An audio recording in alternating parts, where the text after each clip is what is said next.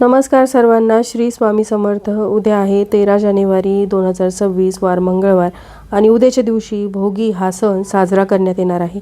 न खाई भोगी तो सदा रोगी, आपण हे नेहमीच आपल्या पूर्वजांकडून ऐकत आलेलो आहोत. भोगीचं अनन्यसाधारण असं महत्त्व आहे.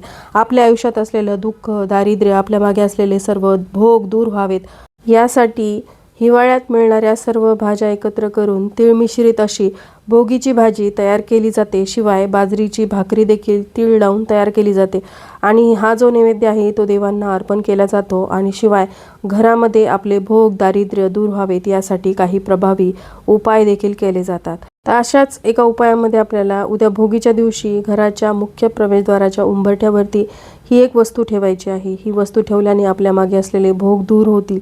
तर कोणती आहे ती वस्तू यावरचा डिटेल व्हिडिओ पाहण्यासाठी खाली दिलेल्या त्रिकोणावरती क्लिक करा, जेणेकरून योग्य ती माहिती तुम्हाला मिळेल. धन्यवाद.